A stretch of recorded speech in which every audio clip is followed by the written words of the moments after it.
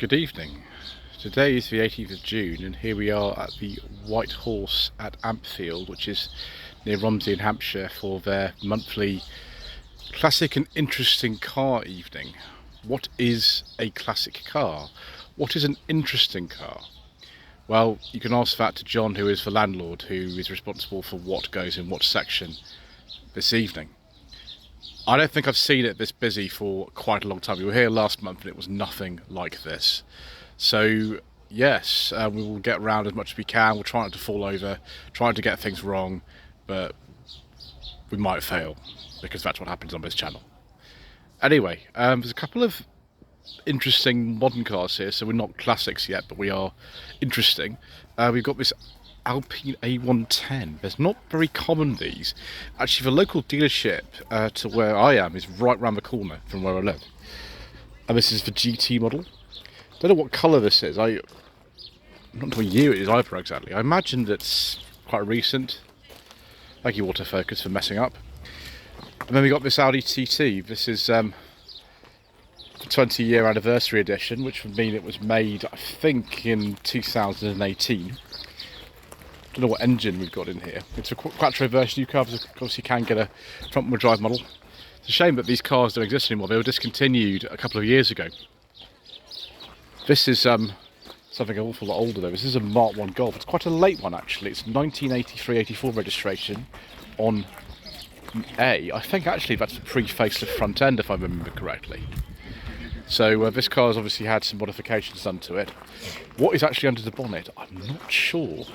Could be a complete swap, like I don't know, one of those 1.8 20 valve engines. I don't know.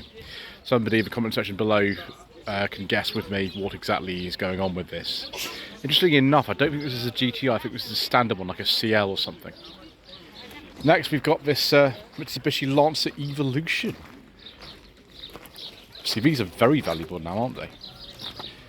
My guess would be this is about an Evolution 6, something like that. I don't know enough about these to be able to tell you without getting in there. Oh, I can't see. I can't get in there. Oh well. Maybe we'll look at the interior, which looks actually pretty standard, to be honest. Very typical kind of 90s Japanese interior with blue dials. Obviously imported because this one is in kilometers per hour. But yes, I imagine that's very quick. Also very quick is, and also an Evolution, is this 1988 or 89 Lancia Delta HF Integrale. By this stage, the Integrales only came in left-hand drive, even in this country. I don't think this is an Evolution model. I could be wrong about that. I'm not an expert on these. All I know is they are very, very expensive, especially in this sort of condition. This is beautiful. A lot of classic car prices are sort of going down a little bit at the moment, but not for stuff like this. These are just going up. Next we've got a Lotus Elise Series 2, I believe. Now these were made for quite a long time, so the year of this, I'm not exactly sure. Somebody in the comment section below can sort of help me date this because we've got a personal plate, so I don't really know. Next we've got something a bit less vague. This is a lovely Alfa Romeo 105 Series Coupe. 74, 75 registration on an end. These again are quite valuable now actually. They always were a bit. They are lovely, beautiful cars, just based on the Giulia, which came out in 62, but made until I think 1977 these were. I can't quite read that, but I think it says GT 1600 Junior. Whether that's still got a 1.6, I don't know. I actually drove one of these years and years ago, in 2019 I think it was, and it was absolutely amazing. The only thing that's driving position on these is quite terrible. It's absolutely fine, and when you realise that if it's actually where you want it, you can't reach the steering wheel, so you have to push the seat a bit further forward, which ruins where your legs are, for me anyway. But very nice nevertheless. Triumph TR8, 1978. Obviously it's been registered kind of a lot later than that. Look at that, experimental TR8. So this is a 78. The convertibles didn't come out till 79 anyway, so this obviously is an experimental build. Why it's registered on a 1979 to 80 registration, I don't know. Apparently they also fitted 82 model year stuff to this as well. So interesting, obviously factory plate, VC and old Coventry plate, and these were built in, first in Liverpool, then in Coventry, then in Solihull. This is obviously a pre-Solihull car, so it's probably a Canley one if it's built in 78. Then, where we go, MGF in Wedgwood Blue. 1.8 VVC, £3,150. Now that would be a very nice one if it was that sort of money. What's the number? 07717604199. That's Mr. Bill from the Fuel Power Channel says this could be yours. I'm very familiar with these. I actually borrowed one of these that was a dark green one, about the same year, about 2001, for a whole week. And you can see my experience on the channel. This 944 I've seen before. Now this is not actually the correct original plate for the car. It's obviously a personal one, which is fine. It's not a problem. It's an early one actually, judging by these wheels. They came out in 1982. And actually, I think they came out on an X plate. So this is a very early one. And it's obviously got the wipers the other way around. So yeah, it's quite convincing. I mean, I'm not a massive fan on silver and black plates of cars made after 1973, but apparently, because this car, if it's like an 83 or an 84, it would actually be MOT and tax exempt anyway. So you're allowed to fit these plates to them, which is fine. It's a personal choice, really. Then we've got an Alfa Romeo 4C. These are one of the few modern cars that don't have power steering fitted to them. Sort of thing I would quite like to drive. I've driven a car with this engine. It was an Alfa 1 from a sport wagon, but this, yes please. I do like driving Alfa Romeos. I'm not sure I like owning Alfa Romeos, but I like driving Alfa Romeos, if that is an acceptable thing to say. Very sort of nice in that yellow colour. Next, something a bit more traditional in terms of a classic, a Daimler. This is a 2.5 litre V8, I think something like that. The later ones, after 1967, were called the V8 250. This wasn't called that until then. It says the Daimler V8 on it. Very lovely, obviously based on the Mark II Jaguar, but with the 2.5 V8 designed by Edward Turner. I prefer the Daimler version personally. I mean, a lot of people will disagree with me, but I like these very much. Look at all this wood and leather. Oh, I can smell it. Very nice, viewers. That's the sort of thing we're very fond of in this channel. Next, we've got something else I'm quite fond of, a Rover 100, very early one. Be 1995 only on an M. They're not called the Metro, they never were. Obviously, they're based on the previous Rover Metro, which was discontinued at the beginning of 1995. Those are either Metro wheel trims, or they might be standard, I can't remember actually now. Certainly they were fitted to the Metros too. This is probably a 111 Kensington, and DMGRS are already supplying this car with parts, which is fantastic. Very basic, plastic steering wheel, no rev counter. Rev counters actually were pretty rare on Rover 100s. They weren't fitted to lots of them. Drove one of them last year. It was a 1114 GSI, which is very nice. Next to it, we've got this Triumph TR3 that I've seen actually down at this show quite a lot. It's in very, very nice condition. I think this is something like a 57 or a 58. I forget exactly now. Almost at a beige leather interior here, viewers. It's more biscuit, really. We've got a wooden steering wheel though, so we're doing quite well. Yeah, very nice. Another Triumph here, a Stag. Let's take a look and see if this is a Mark 1 or Mark 2, which we can tell by the interior lights. Yeah, it's a Mark 2. Old English White, I think is the name of this colour. Blue interior. Yeah, definitely a Mark 2. It's 1974, 75 registration. Next, we've got this Healey 3000 Mark 3, carrying this 1965 plate. Bike's going somewhere. I got a chance to drive one of these many, many years ago, but because I'm not so sure about the brakes or the gearbox, I kind of refuse because I don't want to die and crash in one of these, which wouldn't be good. One thing I have driven, of course, is a K10 Micro, like this one. This is a very late one, 92-93 plate, but discontinued around that sort of time, about 1993, I think the K11s came out. So this is a very late one, very basic, local plate, HO. Obviously I own a Sunny, so I'm very happy about this sort of thing. What on earth this thing is, I have absolutely no idea. We've got sort of copper oxide staining on this, which is interesting. I don't know how he's got this crumpled. Who knows? Answers in the comments section below, viewers. Right. More TR action here, viewers, and I think more V8 powered TR action. There we go, a 4 litre V8. Utter chaos out here as well. Right, we're going to keep going. TR7 V8 then, about 1976, I think, 77. I've seen this one before many times. Then K11 Micra. First facelift, I think. Well, maybe before that. 96-97 registration, Micra Vibe. The Vibes were not very well equipped, viewers. They sort of had some fancy bits on them. Like on this car, we have the rear spoiler thing, but probably a 1 litre, I'd imagine. Not really, it's a bad car, it's a bit basic. Trump TR5 with lovely Lucas mechanical fuel injection. Very nice, sort of very pretty car, but also quite muscular, which is nice. About 67-68. Beautiful Anglia 105E, 1965. Looks very, very standard and clean, this. Obviously, apart from the rear seat box, which is a sensible idea, really. That's very nice. A lot of folks feel today. So, the Alvis, which we saw, 64 Alvis T21, we saw this the other day down at Manor Farm. And the gentleman who owns it actually offered me a go in this. So, what I'm going to do is I'm going to see if I can get insurance for it, which I don't know if I'm going to be able to or not. It's a very old car. Often it's a little bit of a fight getting insurance for things like this, but I will try because I'm intrigued. I want to go in an Alvis.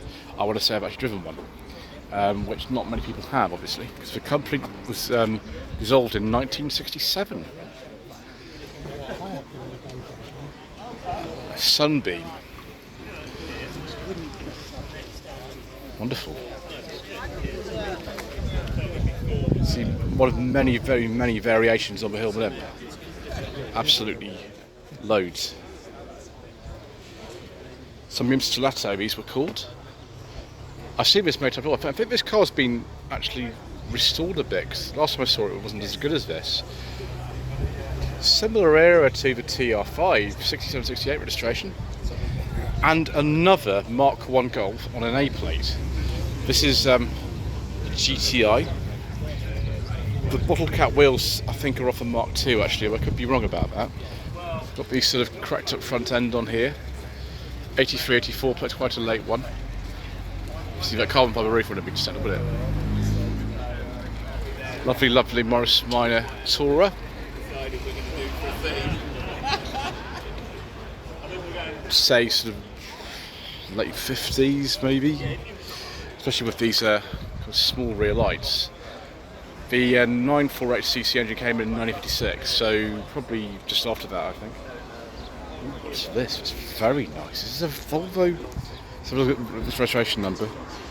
It's right on the cup between a 760 and a 960. Probably a 760, I would say. It's very nice view. It's a GLE probably as well. Oh, it's a 760 turbo. Oh, yes, please, viewers. G registrations are 89 to 90. Facelift on the F760 occurred, I think, 1987-88, so that would make sense. Next we've got this lovely, lovely Ford Capri. Very nice to be a laser, probably 2 litre, because most of them by the end were 2 litre lasers. 86-87 plate. From Luton originally would have been. Let's choose laser. That is very, very nice. We like that kind of thing, do you? It's very, very much. And another V8 engine TR, another TR8. Cademy built car by the bootlock. Also maybe a press car or BL fleet car. RW was an old registration we used to use for Triumphs back in the day, if they were from the factory. Yeah, that's how many of these would be white? All of them, actually, I think. 3 V8 TRs, all of them white. Next we've got this beautiful Dolomite Sprint. Now this is absolutely amazing. Quite an early one, 1973-74 on an M. without the head restraints, so one of the earlier ones. I really want to try a Sprint. We've got everything correct in here, correct roof, correct wheels, you've got everything which is actually, as far as I can see, 100% factory, which is rare on these actually. Now these are worth a fair bit of money now. They always were, but especially now, they are superb cars, these full of my Sprints. My gosh, we've got both Loxley Classic Car Club and Tesla Motor Enthusiast cars here this evening. That's amazing. Sorry. It's okay. 1930 Rolls Royce, owned by a gentleman called Phil. He must be around here somewhere. It's absolutely rammed here tonight, so chances of actually finding him are low. But there we go. We use this actually all the time. It's amazing. Advocate of using classic cars on a very regular basis, which I don't have a problem with at all. Then we've got another Healey 3000. This one's another Mark III. It's also a 65. Just seems to be something of a coincidence. And then behind it, a Triumph Southern Cross. I think this is from the late 20s from memory. Someone's very wisely put some better rear lights on there because, well, yeah. Sorry, 1933 this one. This is what a pre-war Triumph looks like. There we go. Very nice. Next to it we've got this Fiat 131 Abarth, which has turned up. Someone said to me a while ago this isn't a real one. I don't know, it might be. As far as I know it is. I spoke to the owner about it before. It might be.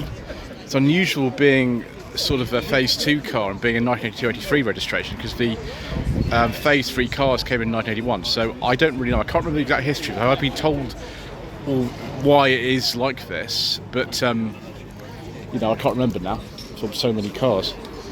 TVR Cerbera with the later rear lights, 4.5. It'd be about 2000, maybe 2001. I think that's when they discontinued. So late for a Cerbera. And then we've got a little thing here. Is this a Westfield by any chance? It is a Westfield. There we go. Don't exactly know what year this is. This kind of stuff I'm very, very poor on. I don't really know anything about things like Westfields or caterings. I also know nothing about bikes, so we're not filming any bikes today. Porsche 911, 68-69 G, with a Princess Diana air freshener. Interesting. Targa one, just normal 911 apparently. Yeah, it's probably still quite valuable though. Well, they're not quite as valuable as they used to be 911s. They have come down a bit in price. More TVR action, Griffin 500. Beige leather interior on this one. Excellent. Dark green too. We could smell the beige leather interior from here. Very nice. And then a 205 GTI. Excellent. From 1989, so it's a late pre-facelift. The facelift wasn't actually that comprehensive for these. The later rear lights on this anyway, so it's not entirely standard, which is fine. It's 1.6. I would prefer the 1.6s, I prefer the 1.9s. I don't know which I prefer, because I've driven neither of them. The A205s I've driven have been actually you just normal ones like 1.6 automatic and 1.1 Mardi Gras. Call me for more information. 07704 353 962. It's already won an award at an event. Ooh, viewers, look at this. Yes, please. Ooh, viewers, this is nice, isn't it? So it's about 85, this one. Can't remember what the version of the which was called, Bentley Continental, there we go. That's what they're called. Now this is very nice, isn't it? That's a beautiful car. Oh, viewers, and we've got a beige leather interior with wooden piping. It took us a while, but we actually got there. I do like a nice beige leather interior, viewers, as many of you already know.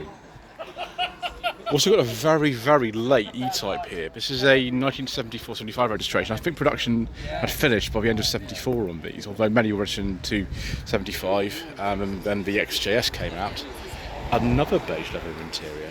So we've got the original 4-speed gearbox in here as well. One of these I drove in 2024, which was a coupe, had a 5-speed gearbox in it. A couple of values from the 2010s here. We've got this 2010 S3. hello to Abigail -Grace. Well, it's an interesting username on Instagram. We've got this RS4 here. Now, it's probably about 2014 or so. Obviously, it's a personal plate on that, and I'm not very au fait with these. Obviously, I don't know much about modern Audis at all. But I imagine this will have some massive V8 and an awful lot of power, because most of them tend to, don't they? And then a Honda S2000. That is very, very nice. I wonder if this is registered by Honda UK, because they used to use VR plates registered because they're based in Swindon. That's in the Reading area for registrations. One of the facelift ones. I think we only got ever in this country the 2-litre engine. These are very, very valuable cars now. They didn't sell a lot of them in comparison to the MX-5. They were a bit more expensive. But I would personally probably prefer one of those over an MX-5, just my opinion. Ooh, an Escort. Why do you want a 4-door Mark 1 Escort? Now these are quite rare because most of them got thrown away, and these days people just want 2-doors. It doesn't matter what condition they're in, but they want 2-door Escort Mark 1s and Mark 2s. This is a 4-door, which I appreciate. That's actually in really nice condition. £8,500, 72 1300L. Call 07585 601 072. As Mr. Bill from the Fuel Power Channel says, this could be yours. Look at this sort of gold on gold thing going on here. Very sort of typical early 70s colour scheme. You half expect this to appear in an early episode of The Sweeney, don't you? Something like that. Or what's it called? That thing with George Sewell. I forget what it's called now. Anyway, the other one that's a bit like The Sweeney. Another Austin Healey 3000.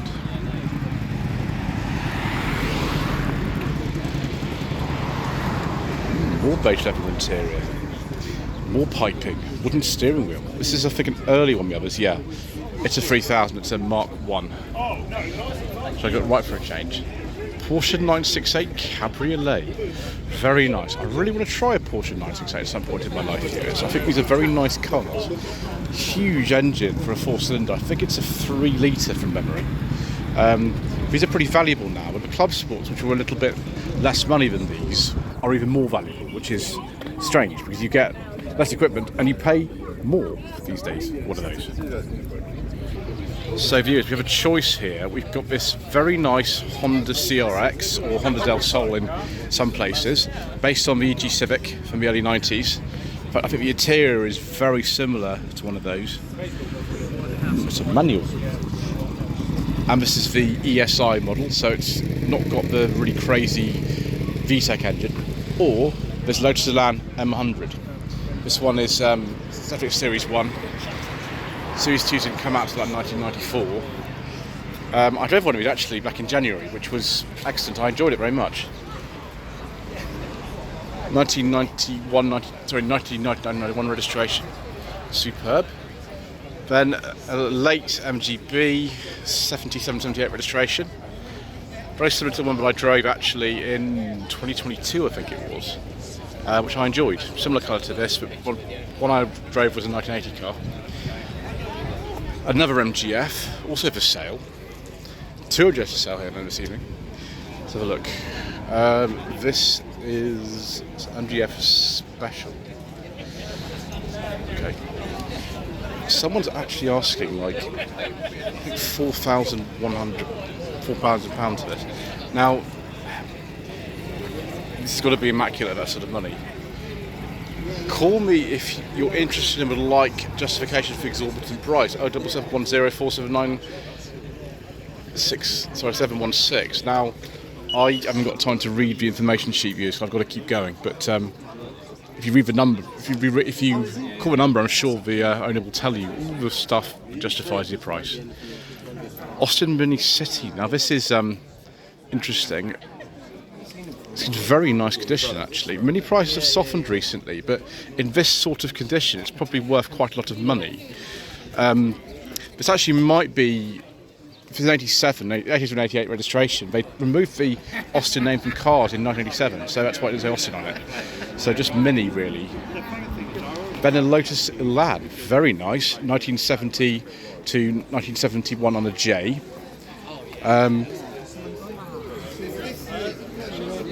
Can't remember what this. Oh, there we go. It's a Sprint. Excellent. There we are. Right, we're going to cross the road and sort of brave the traffic and continue the video. Right, a 1965 Ford Mustang. Excellent. Sort of cream coloured red interior. Very classic colour combination indeed. A bit cooler over here actually. It's about 30 degrees or something at the moment, which is mad.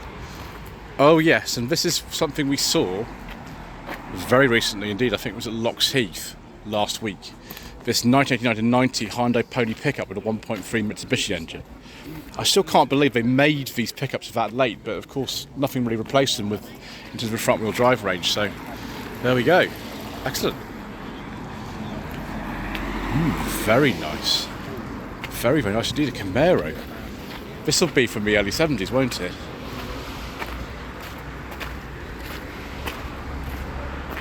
Yeah, 7071 registration. Though I prefer this Nissan Primera P11. Yes, please, viewers. With the SR20 engine. Ooh. My gosh, viewers. 2-litre automatic, rust-free, 3-speed auto and overdrive, £1,500.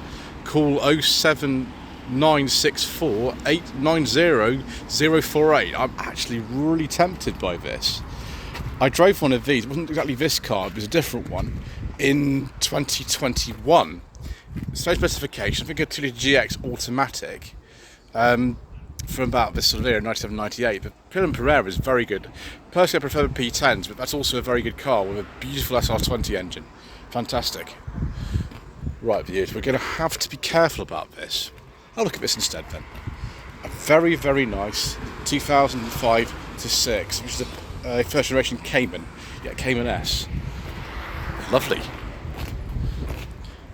Then we've got this. What do they call this? It's a Taycan like Cross Turismo or something like that. Somebody in the comment section can tell me, because I can't remember stuff like this about these modern Porsches. The Tucked Duck. Hello. Interesting name. It's this 97-98 E36 coupe. Someone's got a beige leather interior now. Well, no, it's not beige, it's yellow. No, we can't call that beige, viewers. Unfortunately not. And yet, something even more fascinating. A 1974-75 Ford Escort Mark I 1300 XL 4-door with vinyl roof. So, very lightly modified, I think, just with these mini-light style wheels and some tape on the seat. Again, very fascinating to see a 4-door, not a 2-door. I appreciate that, viewers, very much. Black panel on the back as well. Then we've got this early MGB. They replaced the panels on the doors in 1964, so this is 62, 64 only. This is how they came out actually like this, and no wire wheels on this, disc wheels. That is in beautiful condition. It's a beautiful car. Oh, viewers, I think I've found my favourite of the evening though. A Rover 800 coupe in dark green with a beige leather interior and a manual gearbox. Oh, viewers, this is the sort of thing we like very much. It's a little bit of patina on here. This is a Vitesse. I imagine that is a 2-litre turbo. 97-98 on an R. It just needs a bit of tidy up, viewers, but I like that very, very much indeed. So another Healey here. How many is that? Is that 3? This I don't think is even a 3,000. This is like a BN1 or something like that, maybe a Healey 100. Someone in the comment section below can tell me. Apparently this car has had one owner for most of its life. 3-speed gearbox. Wow. 1941 Chevy from California. Obviously been modified extensively. Look at this. That is pretty extraordinary, isn't it? I believe this is a modified an A40 or something. I've seen this before. Yeah, I think it's not an A40. At least that's what it started life as. What it is now, I'm not really sure. Then we've got this Spitfire. Very nice, 72, 73 on an L Spitfire. 1300 Mark IV. That's in lovely condition. Again, I think we saw this at Loxheath or somewhere else local quite recently. We're very nearly at the end now, viewers. Now, this particular camper van was one of the first cars I ever filmed in a Shambolic Shuffle, which would have been, I think, May 2019. It lives quite locally to here. It's owned by someone who a test for the motor enthusiast. There you go, 1972 T2 Devon, £24,000. Call 07411 448 177. That's just the bill the Fuel Power channel says. This could be yours. It does look very nice. Is that a reasonable price for one of these days? I don't know, viewers. Right, we're still going here, viewers. We haven't finished yet. Aston Martin DB7. DB7 Volante, actually, this one is. I wonder if this is a V12. Looks like it's a later car. Very nice interior. I don't actually know what year it is. Yeah, I know it's a Vantage Volante. Excellent, we do like that. Also got this Corvette 6869 registration with an extraordinary dashboard. Extraordinary.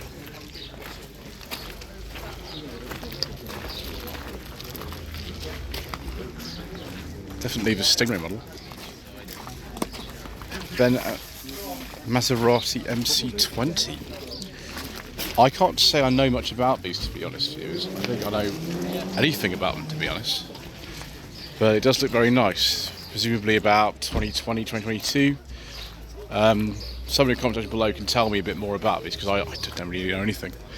The Cielo version, which means sky in Italian, I think, which would make sense because it's the convertible. And then an SL 500 from about 1997, 1998. I don't know. Plates sort of 96, 97. Lots and lots of power and lots of black leather. E350 Mercedes-Benz convertible, which I don't think I'm going to talk about, so there we go. Avoided something there, viewers. Then this very nice bay window. What a white interior. Wow. Next we've got a 1965 Ford Falcon, I think this is. I wonder what model of Falcon this is. It's actually down the side of here, isn't it? I'll just read that. It would be easier, won't it? It's the 289 V8, I think it is. We'll also put both there, I think, in the Cobra. 1999 BMW Z3 that seems to have attracted some kind of interest here. Another MGF. How many is that? Is that 3? And then, actually, it's really late, it was 2002. It's the very last year they actually made those. And then a TF. This is a 2005. It actually is 2005. It's running a personal plate, and the reason it's got that plate is because it's a Firefrost MGTF. So one of the last ones made in the original production run. Obviously, production restart in 2008. Yes, the Audi is here, and unfortunately we've lost a bit of trim, which is a bit annoying, because I don't know where we're going to find that. It must have just fallen off on the way here. Oops. Never mind, viewers. We'll have to just hope it turns up, I suppose. But yeah, there we go. And another DB7. Very, very nice indeed. Dark green with a beige leather interior and wood and piping. I do like a nice beige leather interior, particularly on something like this. That is, what should we call it? Agreeable, I think, is the term I would use. Very, very agreeable. Only 2 more to go now, viewers. Another Porsche. We'll look at this Nissan 350Z first, though. Quite an early one. I think this is about a year after they came out. I think they came out in 2003, these 350Zs. Very nice looking one, actually. This looks like it's in very nice condition. And then last of all, we'll look at this Porsche. Someone's bought a child longer as well. Why not? So we've got this Porsche Boxster 25. I think they came out in 1996. So my maths would tell me, and it's very bad, that this is a 2021. So there we go. I don't know what the model code is. I don't honestly remember. But there we go. What a crazy evening it is. And I just remember we've got this as well. This old Fiat 500. Now this is one of the ones with the doors open at the front, as you can see here. Rather than at the rear like a normal car. So this will be before 1965. I don't remember anyway, it's been imported. Right, that is enough of it. Today the weather is crazy. And I've never seen so many people here before, ever. So there we go. Thank you ever so much indeed once again for watching. Please don't forget to subscribe to the channel, like this video in the comment below. And we shall see you again very soon for some more, incorrect information.